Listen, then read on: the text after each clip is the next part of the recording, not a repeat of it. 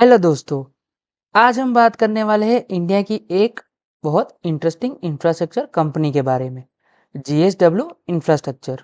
अगर आप stock market follow करते हो या इंफ्रास्ट्रक्चर सेक्टर में इंटरेस्ट रखते हो, तो ये कंपनी डेफिनेटली आपके रेडार पर होनी चाहिए। सबसे पहले थोड़ा बैकग्राउंड समझ लेते हैं। जीएसडब्ल्यू इंफ्रास्ट्रक्चर जीएसडब्ल्यू ग्रुप का पार्ट है, जिसे लीड करते हैं इंडस्ट्रियलिस्ट सज्जन जिंदाल।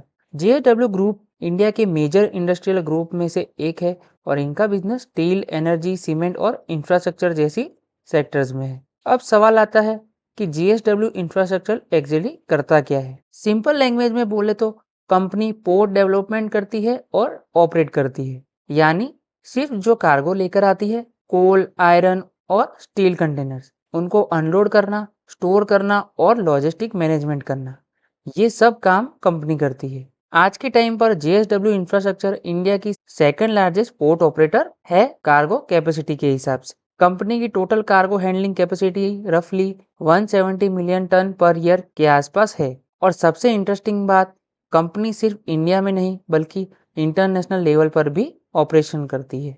आगे वीडियो में हम देखेंगे कंपनी के पोर्ट्स कहाँ पर है, फाइनेंशियल परफॉर्मेंस कैसी है, इजराइल ईरान वॉर का इम्पैक्ट क्या हो सकता है और फ्यूचर ग्रोथ प्लान क्या है कंपनी का। तो चलिए वीडियो को स्टार्ट करते हैं। अब अगर किसी पोर्ट कंपनी को समझना है तो सबसे पहले इंपॉर्टेंट चीज होती है उसके पोर्ट्स कहाँ कहाँ लोकेटेड है। कंपनी की लोकेशन ही डिसाइड करती है कि फ्यूचर ग्रोथ कितनी हो सकती है।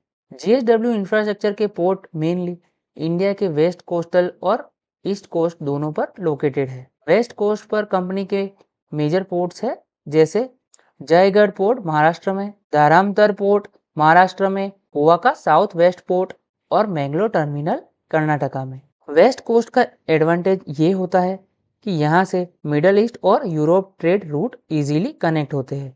अब अगर ईस्ट कोस्ट की बात करें तो वहाँ भी कंपनी की स्ट्रॉन्ग प्रेजेंस है। ईस्ट कोस्ट पर इम्पोर्टेंट टर्मिनल है पैरादीप टर्मिनल ओडिशा में, एन्नोर टर्मिनल तमिलनाडु में और Tuticorin port terminal. East coast का स्ट्रेटेजिक इंपॉर्टेंस इसलिए है क्योंकि यहाँ से साउथ ईस्ट एशिया और चाइना ट्रेड रूट कनेक्ट होते हैं। इंटरनेशनल प्रेजेंस की बात करें तो कंपनी यूएई में भी एक्टिव है, स्पेशली फुजाइरा में लिक्विड स्टोरेज टर्मिनल ऑपरेट करती है। इसका मतलब company slowly global logistic player बनने की डायरेक्शन में मूव कर रही है। अब कंपनी का बिजनेस मॉडल समझ लेते हैं। कंपनी की रेवेन्यू मेनली 3 सोर्सेज से आती है। सबसे पहला सोर्स है कार्गो हैंडलिंग। जब शिप्स पोर्ट पर आती है और उनसे कार्गो अनलोड या लोड होता है, उस सर्विसेज के लिए कंपनी फीस चार्ज करती है। ये कार्गो जनरली होता है कोल, आयरन ओर, स्टील, सीमेंट और कंटेनर्स। इंडिया जैसे डेवलपिंग कंट्री में इंफ्रास्ट्रक्चर और एनर्जी डिमांड हाई है, इसलिए बल्क कार्गो डिमांड भी स्ट्रॉन्ग आती है। दूसरा रेवेन्यू सोर्स है लॉजिस्टिक सर्विस। इसमें कार्गो को पोर्ट से फैक्ट्रीज तक ट्रांसपोर्ट करना, स्टोरेज प्रोवाइड करना और सप्लाई चेन मैनेज करना शामिल होता है। तीसरा इंपॉर्टेंट सोर्स है third party cargo. Initially company का large operation cargo JSW group company से आता था, जैसे जेएसडब्ल्यू स्टील और जेएसडब्ल्यू एनर्जी। लेकिन अब कंपनी एक्टिवली एक्सटर्नल कस्टमर भी ऐड करती जा रही है। ये स्ट्रेटजी कंपनी के ग्रोथ के लिए बहुत इंपॉर्टेंट है। अब अगर किसी कंपनी में इन्वेस्टमेंट पर्सपेक्टिव से देखा जाए तो सबसे इंपॉर्टेंट चीज होती है फाइनेंशियल ग्रोथ। जीएसडब्ल्यू इंफ्रास्ट्रक्चर के नंबर्स काफी इंप्रेसिव है। FY23 में कंपनी का रेवेन्यू अराउंड 3195 करोड़ था और प्रॉफिट आफ्टर टैक्स रफली 750 करोड़ के आसपास था। अब अगर रिसेंट नंबर देखें तो कंपनी का रेवेन्यू ग्रो होकर 4800 करोड़ के अराउंड पहुंच गया है, यानी रफली 20% के आसपास ग्रोथ। एबिटा मार्जिन भी काफी स्ट्रॉन्ग है, 50% से ऊपर। इंफ्रास्ट्रक्चर कंपनी में इतना स्ट्रॉन्ग मार्जिन मिलना काफी पॉजिटिव साइन होता है। रिसेंट क्वार्टरली नंबर्स भी स्टेबल ग्रोथ शो कर रहे हैं। लेटेस्ट क्वार्टर में रेवेन्यू और प्रॉफिट दोनों में डबल डिजिट ग्रोथ देखने को मिला है।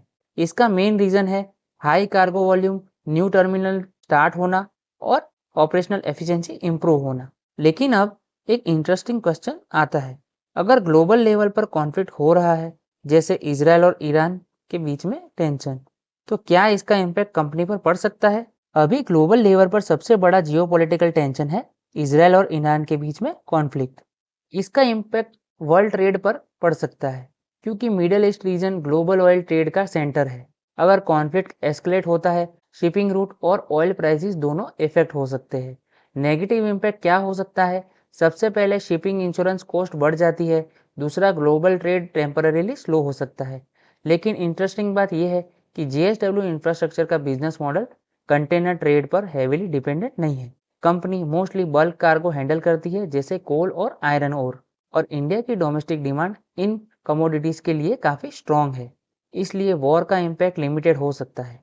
कुछ सिचुएशन में इनडायरेक्टली पॉजिटिव इम्पैक्ट भी हो सकता है, जैसे अगर इंडिया को एनर्जी इंपोर्ट बढ़ाने पड़े तो पोर्ट पर कार्गो वॉल्यूम भी बढ़ सकता है। इसलिए ओवरऑल इम्पैक्ट मिक्स रह सकता है।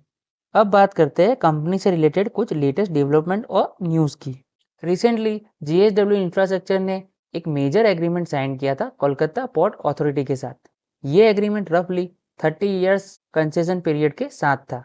इस प्रोजेक्ट का ऑब्जेक्टिव है एक मॉडर्न कंटेनर टर्मिनल डेवलप करना। इसके अलावा company actively new port opportunities explore कर रही है। रिपोर्ट्स के अकॉर्डिंग कंपनी वेस्ट बंगाल के Tezpur deep sea port project में भी इंटरेस्ट दिखा रही है। अगर ये प्रोजेक्ट मिलता है तो कंपनी की ईस्ट कोस्ट प्रेजेंस और स्ट्रॉन्ग हो सकती है। रिसेंट क्वार्टरली रिजल्ट भी शो करते हैं कंपनी का कार्गो वॉल्यूम स्टेडीली ग्रो कर रहा है, यानी कंपनी एक्सपेंशन मोड में चल रही है।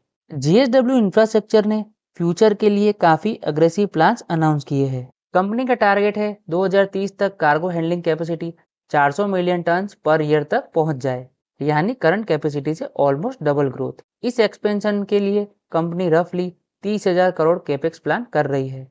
एक्सपेंशन मेनली दो तरीके से होगा। पहला, एग्जिस्टिंग पोर्ट का ब्राउनफील्ड एक्सपेंशन, जैसे जयगढ़, दारमतर और गोवा पोर्ट। दूसरा, completely new greenfield port develop करना। इस स्ट्रेटेजी का अल्टीमेट गोल है कंपनी को इंडिया का लीडिंग इंटीग्रेटेड लॉजिस्टिक प्लेयर बनाना। और अगर इंडिया का ट्रेड और मैन्युफैक्चरिंग ग्रो करता है तो पोर्ट सेक्टर में ह्यूज अपॉर्चुनिटी मिल सकती है। तो दोस्तों, अगर ओवरऑल पिक्चर देखें तो जेएसडब्ल्यू इंफ्रास्ट्रक्चर एक स्ट्रॉन्ग इंफ्रास्ट्रक्चर ग्रोथ स्टोरी लग रही है। कंपनी के कुछ मेजर पॉजिटिव है। सबसे पहला, स्ट्रॉन्ग पेरेंट ग्रुप सपोर्ट। दूसरा है लॉन्ग टर्म कंसेशन अग्रीमेंट जो स्टेबल रेवेन्यू प्रोवाइड करता है। तीसरा है इंडिया में ट्रेड और इंफ्रास्ट्रक्चर डिमांड का लॉन्ग टर्म ग्रोथ ट्रेंड।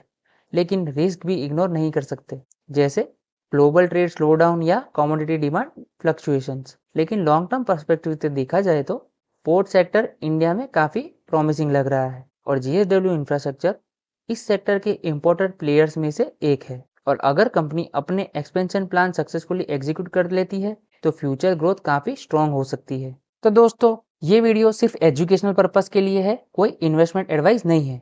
कोई भी इन्वेस्टमेंट डिसीजन लेने से पहले अपनी रिसर्च खुद करे या अपने फाइनेंशियल एडवाइजर से सलाह जरूर ले। तो दोस्तों, आज के इस वीडियो में इतना ही। वीडियो अच्छा लगा हो तो वीडियो को लाइक करें, चैनल को सब्सक्राइब करें। मिलते हैं नेक्स्ट वीडियो में, तब तक के लिए स्टे इन्वेस्टिंग।